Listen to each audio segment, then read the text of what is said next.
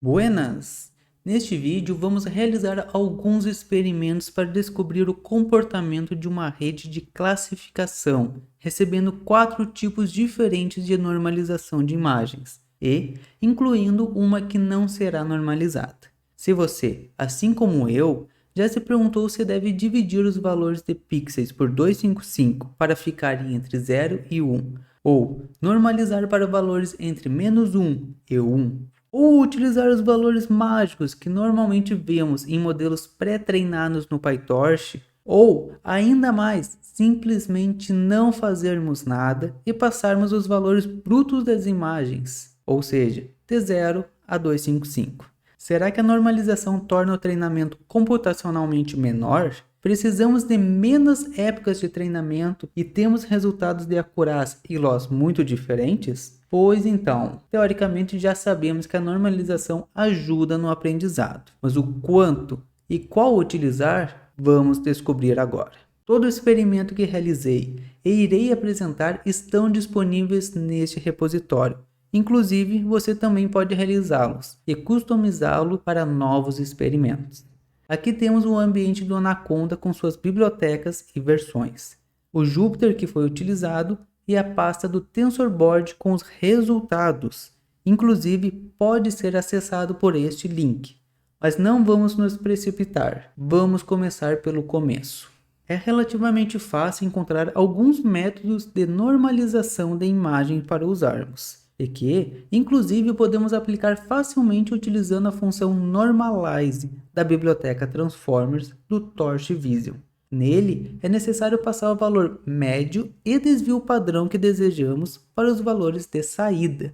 No caso de imagens coloridas com 3 canais, temos uma lista com 3 valores, ou seja, um valor para cada canal.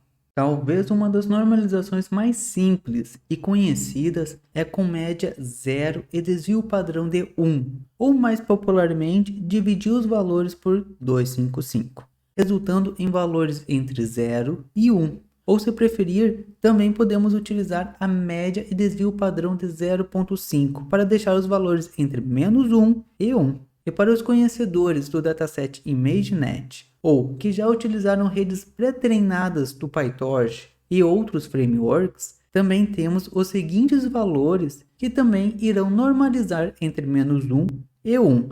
Porém, estes valores são otimizados para o dataset ImageNet. E sim, é possível calcular os valores otimizados para o seu próprio dataset, que logo iremos ver como fazer. E não podemos esquecer que existe a possibilidade de não normalizarmos e passarmos os valores brutos dos pixels, podendo ser entre 0 e 255. Em resumo, iremos explorar esses 5 métodos para descobrir o quanto eles realmente influenciam no treinamento e nos resultados.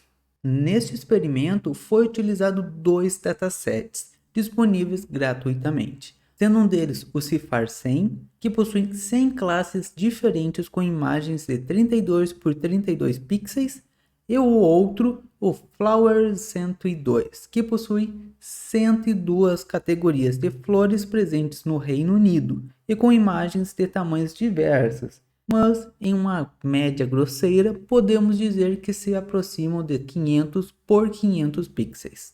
Agora que já vimos os métodos de normalização e os datasets, vamos partir para o nosso Jupyter chamado Test Normalization. Para começarmos importando algumas bibliotecas necessárias e abaixo configuramos os seeds para tentar manter a reprodutibilidade e uma comparação mais justa entre os treinamentos que realizarmos. Lembrando que caso você rode no seu computador, pode ter um resultado levemente diferente, devido a alguns fatores, como a precisão que o hardware utiliza. Abaixo, temos a função que comentei anteriormente, para podermos calcular os valores otimizados de média e desvio padrão para o nosso dataset, assim como foi feito para o ImageNet. Caso queira ver mais informações, pode acessar este link, que inclusive deixei na descrição. Mas, praticamente consiste de utilizar o Data Loader, aquele mesmo que será utilizado para realizar o treinamento, para passar por todas as imagens, coletando os valores dos pixels para poder calcular a média e o desvio padrão. Mais para frente iremos ver este método sendo chamado e acredito que será mais fácil de entender. Descendo mais um pouco, temos o método de treinamento. Não vou me aprofundar nele, já que é um treinamento padrão realizado com o PyTorch. Para todos os experimentos, foi utilizada a arquitetura do ResNet 18, sem pré-treinamento, Cross Entropy Loss e o otimizador Adam, com Learning Rate de 0.001, para conseguirmos acompanhar melhor a evolução. O pré-processamento padrão consistiu de redimensionar a imagem. No caso, para ambos os datasets, foi redimensionado para 128 por 128 pixels, depois convertido para tensor e realizado a normalização passada por parâmetro. No dataset de treinamento, foi apenas realizado uma argumentation básica, com 50% de chance para espelhar ou deixar de ponta cabeça a imagem. Neste else, foi feita uma gambiarra para conseguirmos manter os valores brutos das imagens, pois o PyTorch, por padrão, sempre normaliza as imagens. Mas desta forma, conseguimos manter os valores entre 0 e 255. Por fim, coletamos os datasets de treinamento e teste. Iniciamos os data loaders e aqui embaixo temos o loop para realizar o treinamento e os testes, sempre armazenando os resultados de cada época no TensorBoard para avaliarmos depois. Agora chegamos ao nosso primeiro dataset, que foi executado por 60 épocas com cada um dos métodos de normalização. E aqui chamamos a função para calcular a média e desvio padrão que vimos anteriormente. Como comentei, ele consiste de apenas carregar o nosso dataset sem realizar normalização customizada, apenas o padrão de converter para tensor, pois é obrigatório, para então iniciarmos o data loader e passar para a função, que no meu caso, em apenas 5 segundos e meio, utilizando apenas CPU, já foi possível calcular os valores.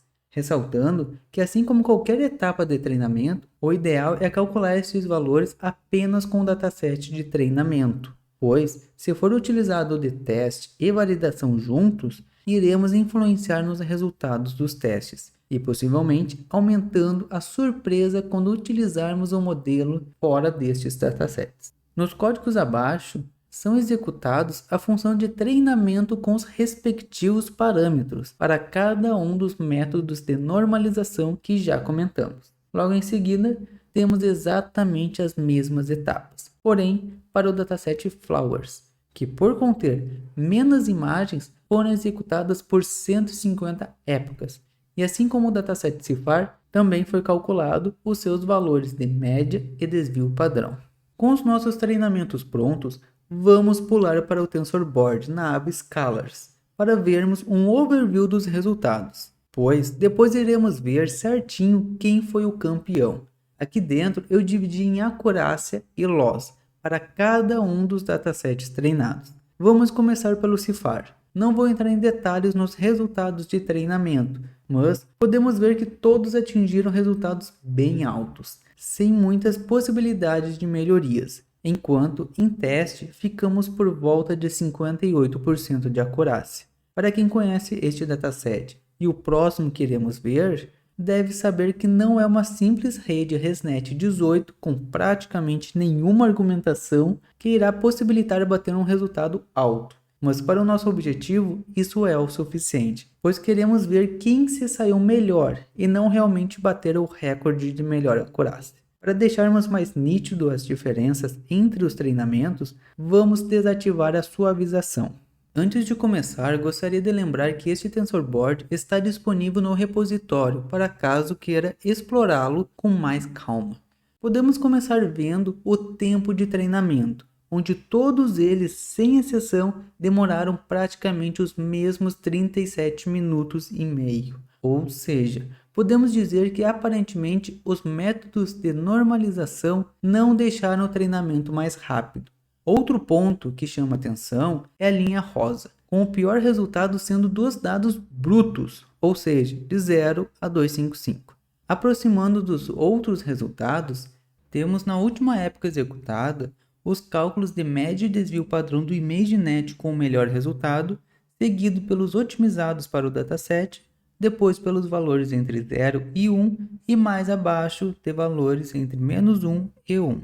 Recuando um pouco mais, podemos ver o destaque do experimento com os valores customizados para o dataset e raramente sendo ultrapassado por outro método de normalização. Na parte de loss, vemos algo muito semelhante com o customizado, normalmente tendo o menor loss entre eles. Já no dataset Flowers, vemos repetir alguns fatores, como o mesmo tempo de treinamento entre eles, que neste caso foi de aproximadamente 19 minutos e meio, novamente sem técnicas de normalização com resultados muito inferiores, e temos um destaque ainda maior nas acurácias dos valores customizados, com uma pequena confusão mais para o início do treinamento, dificultando para vermos quem se saiu melhor. E para o loss, temos a mesma história, destaque para o customizado, mais no final das épocas de treinamento, e uma confusão no começo. Então, vamos dar um resumo do que entendemos até agora. Podemos ver que nunca deveríamos nem sequer cogitar em utilizar os valores brutos das imagens. E não, realizar normalização dos dados de entrada não consiste de diminuir, pelo menos não significativamente, o custo computacional para treinar e executar inferências em menos tempo, mas sim para atingir melhores resultados, inclusive necessitando de menos épocas de treinamento. Agora sim, vamos descobrir se realmente temos um campeão. Voltando para o Jupyter, podemos descer até o final, onde temos os melhores resultados de cada um dos treinamentos. Eles estão organizados em nome do dataset e o método de normalização utilizado, ordenados por melhor acurácia, que consiste da primeira coluna na lista. Já a segunda coluna consiste do loss, e logo em seguida a época que foi atingido os respectivos valores. Para o dataset do CIFAR, o campeão foi a normalização entre -1 e 1, seguido muito próximo pelo custom, com uma diferença de 0,12%, mas que não se mostrou com a mesma vantagem em relação ao loss, no qual o custom foi menor. Inclusive, o custom precisou de menos épocas de treinamento para atingir seu ápice. Já os dados brutos, acho que nem preciso comentar, pois ficou com metade da acurácia em relação aos outros métodos. Partindo para o dataset Flowers, o ranking mudou um pouco. Nosso antigo campeão deslizou e caiu para quarto colocado, ou se preferir, penúltimo colocado, com uma diferença de 0,59% de acurácia em relação ao primeiro colocado. Já o nosso segundo colocado foi ocupado pela normalização entre 0 e 1, com uma diferença de 0,24%. O menor loss novamente foi do customizado, e a quantidade de épocas de treinamento necessários ficou praticamente igual entre eles, sendo o ImageNet com menos épocas, seguido pelo custom. Com toda essa trajetória realizada, eu diria que por mais que os resultados dos valores normalizados foram semelhantes, o nosso campeão foi a normalização customizada para o dataset. Ressaltando que aqui pode parecer resultados insignificantes, mas aplicado isso em um produto em produção com milhares de inferências, isso irá apresentar um resultado gigantesco no final do mês. Por mais que a normalização customizada necessite de uma etapa a mais no treinamento, é algo extremamente fácil de fazer, pois basta utilizar a função que vimos e passar o mesmo dataloader que será utilizado no treinamento, pelo menos se estiver utilizando o PyTorch. Caso contrário, teria que fazer uma leve alteração. Analisando os gráficos, vimos que não é difícil ver o custom se destacando positivamente em relação aos outros métodos, conseguindo ter o menor loss e, em geral, a melhor acurácia.